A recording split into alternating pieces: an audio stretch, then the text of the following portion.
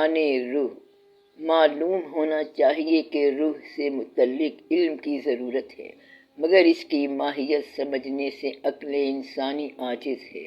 علماء، حکماء اور حکیمان امت نے اپنی اپنی سمجھ کے مطابق اس موضوع پر قیاس آرائی کی ہے۔ اکثر کفار نے بھی روح کو موضوع بحث بنایا ہے۔ جب کفار قریش نے یہودیوں کی انگیخت پر نضر بن حارث کو رسول اللہ صلی اللہ علیہ وآلہ وسلم کے پاس کیفیت روح کی نسبت سوال کرنے کے لیے بھیجا تو حق تعالیٰ نے پہلے از راہ اثبات حقیقت روح فرمایا۔ وہ لوگ آپ صلی اللہ علیہ وآلہ وسلم سے روح کے متعلق پوچھتے ہیں، اور پھر قدم روح کی نفی کرتے ہوئے فرمایا کہ آپ فرما دیں کہ روح امر ربی ہے۔ حضور صلی اللہ علیہ وآلہ وسلم نے فرمایا، ارواح کی مثال لشکروں کی سی ہے جو ایک جگہ مجتمع ہوں۔ متعارف روحوں میں اتفاق اور غیر متعارف میں اختلاف ہوتا ہے۔ اسی طرح حقیقت روح کے اثبات پر بہت سے اقوال ہیں، مگر ماہیت روح سے متعلق کوئی سکہ چیز موجود نہیں۔ ایک جماعت کہتی ہے روح ایک حیات ہے جس سے جسم زندہ ہے۔ متکلمین بیشتر اسی نظریے کے قائل ہیں۔ اس نظریے کے مطابق روح کی حیثیت عرض کی ہے، جو فرمان خداوندی کے تحت جسم کو زندہ رکھتا ہے، جو جن سے تالیف اور حرکت اجتماع کا باعث ہے، اور ان تمام عرضی صفات کا موجب ہے جو جسم کو مختلف صورتوں میں ڈھالتے رہتے ہیں۔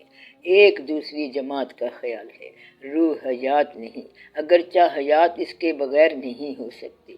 جسم کی عدم موجودگی میں روح کا ہونا ممکن نہیں۔ دونوں کا جولی دامن کا ساتھ ہے، جیسے درد اور درد کے علم کا۔ اس حیثیت سے روح کو زندگی کی طرح عرض ہی تسلیم کرنا پڑے گا۔ بیشتر اہل سنت والجماعت اور جمہور مشائخ کے مطابق روح بذات خود ایک حقیقت ہے، صفت نہیں۔ جب تک جسم میں موجود ہے، حکم خداوندی سے حیات آفریں ہے۔ زندگی آدمی کی صفت ہے اور اس سے زندہ ہے۔ روح جسم میں ودیت ہے۔ روح جدا بھی ہو جائے تو وہ زندہ رہ سکتا ہے۔ چنانچہ عالم خواب میں روح موجود نہیں ہوتی، مگر انسان زندہ ہوتا ہے۔ یہ ٹھیک ہے کہ روح کی عدم موجودگی میں عقل و علم مفقود ہوتے ہیں۔ رسول اللہ صلی اللہ علیہ وآلہ وسلم نے فرمایا، شہیدوں کی روحیں پرندوں کے پوٹوں میں رہتی ہیں۔ یہ عین ہونے کی دلیل ہے۔ آپ نے ارواح کو لشکر کہا، لشکر باقی ہوتے ہیں، عرض کو بقا نہیں۔ عرض خود بخود قائم نہیں ہوتا۔ روح ایک جسم لطیف ہے جو بحکم خداوندی آتا ہے اور رخصت ہو جاتا ہے۔ پیغمبر صلی اللہ علیہ وآلہ وسلم نے فرمایا، میں نے شب معراج آدم صفی اللہ، یوسف صدیق، موسیٰ ہارون، عیسیٰ اور ابراہیم صلوات اللہ تعالیٰ علیہم اجمعین کو آسمانوں پر دیکھا۔ یقیناً یہ ان کی روحیں ہوں گی۔ اگر روح عرض ہی ہوتی تو بذات خود قائم ہو کر نظر نہ آتی، کیونکہ دکھائی دینے کے لیے جوہر محل کی ضرورت ہے، یعنی وہ جوہر یا محل روح جس کا عرض ہو۔ لا محالہ جوہر لطیف نہیں بلکہ کثیف ہوتا ہے۔ بس ثابت ہوا کہ روح جسم ہے اور جسم لطیف رکھتی ہے، جسیم ہونے کی وجہ سے نظر آ سکتی ہے، مگر صرف چشم دل کو۔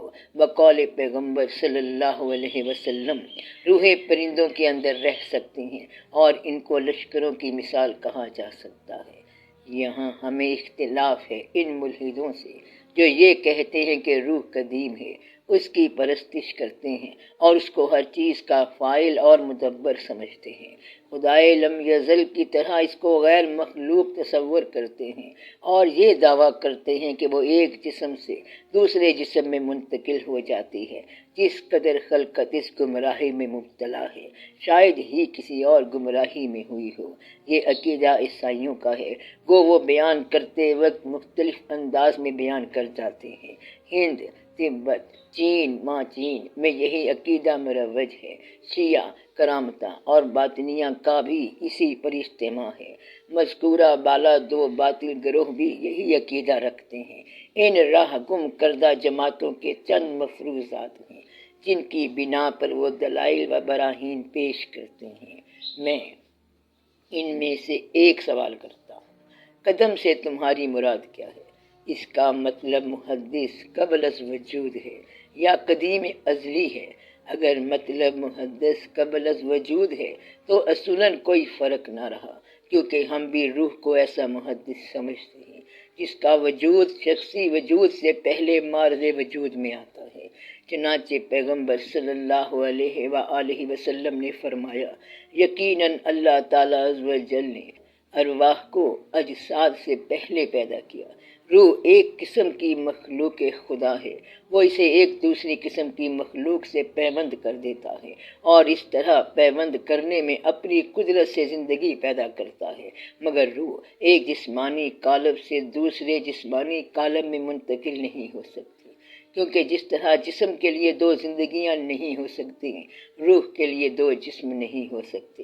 اگر اس حقیقت پر پیغمبر صلی اللہ علیہ وآلہ وسلم کی احادیث ناطق نہ ہوتی اور پیغمبر صلی اللہ علیہ وسلم کی صداقت مسلمہ نہ ہوتی تو عقلی نقطۂ نظر سے روح کو صرف زندگی کہا جا سکتا، اس کی حیثیت ایک صفت کی ہوتی اور وہ غیبی حیثیت سے خارج سمجھی جاتی۔ اگر یہ لوگ میرے سوال کے جواب میں یہ کہیں کہ قدم سے ان کا مطلب قدم ازلی ہے، تو میں پوچھتا ہوں کہ یہ قدم بذات خود قائم ہے یا کسی اور چیز کے سہارے؟ اگر جواب یہ ہے کہ قدم سے مراد وہ قدیم ہے جو بذات خود قائم ہے، تو میں پوچھتا ہوں کیا وہ خداوند عالم ہے؟ اگر جواب یہ ہے کہ وہ خداوند عالم نہیں تو یہ ایک اور قدیم ثبوت ہے۔ یہ صورت نامعقول ہے کہ قدیم محدود ہو اور ایک قدیم کا وجود اور اس کی ذات دوسرے قدیم کی حد ہو کر رہ جائے۔ اگر وہ یہ کہیں کہ ان کے تصور کا بذات خود قائم قدیم خداوند عالم ہے، تو میں کہوں گا خداوند عالم قدیم ہے اور مخلوق محدث، یہ کیسے ہو سکتا ہے کہ قدیم محدث سے پیوند ہو جائے، اس سے امتزاج یا اتحاد پیدا کرے یا اس میں حلول کر جائے؟ نہ محدث حامل قدیم ہو سکتا ہے اور نہ قدیم حامل محدث۔ ہر چیز اپنی جنس سے پیوند ہوا کرتی ہے، مثل و فصل محدثات کے لیے ہے۔ اگر وہ یہ کہیں کہ قدم سے مراد وہ قدیم ہے جو بذات خود نہیں بلکہ کسی اور چیز کے سہارے قائم ہے، تو اس صورت میں روح یا صفت ہو سکتی ہے یا عرض۔ اگر عرض ہے یا اس کا کوئی محل ہے یا وہ لا محل ہے۔ اگر محل ہے تو محل کی ماہیت بھی وہی ہونی چاہیے جو اس کی ہے، یعنی دونوں میں سے کوئی بھی قدیم نہیں۔ لا محل ہونے کا تصور ہی مزاح کا خیز ہے، کیونکہ عرض بغیر محل نہیں ہو سکتا۔